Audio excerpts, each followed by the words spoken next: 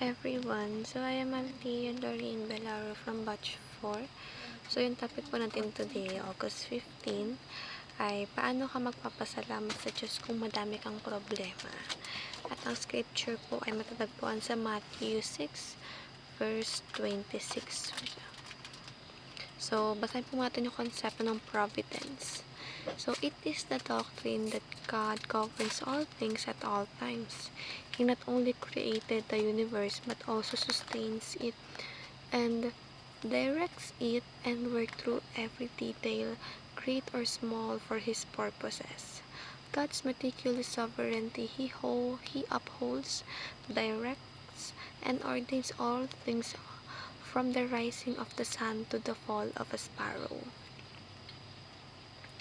God's providence is not random or cold. It is a personal, wise, and good.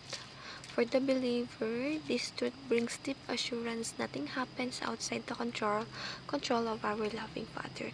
So, ang ibig sabihin po pala ng providence, no, ito daw po yung doctrine na ang Panginoong Diyos ay siya ang namamahal sa lahat ng bagay simula pagkataas ng araw at pagkalubog nito.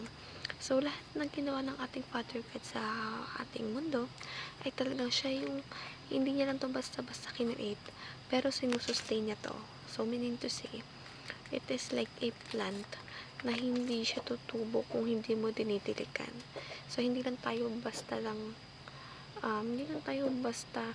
gawa ng isang bagay na hindi natin masusustain yung kalakasan nila, yung paglalago nila. So, parang katulad din natin siya, no, sa ating buhay kasi ang Panginoong Diyos.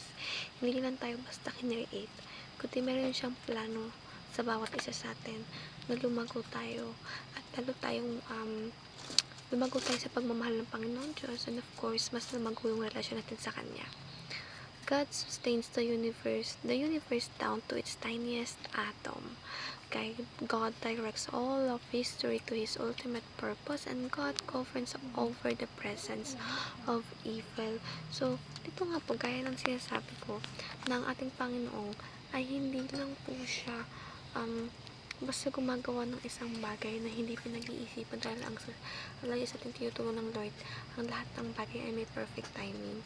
At sana kung ano yung kayang gawin sa atin ng Panginoong Diyos ay matuturin tayong magawa ito para sa sarili natin, at ito din ay paramdam natin sa ating kapwa, dahil yun ang bagay na makakapagpaligaya sa ating Panginoong Diyos. So, that's all po. Thank you po for listening, and God bless everyone for tomorrow. Bye!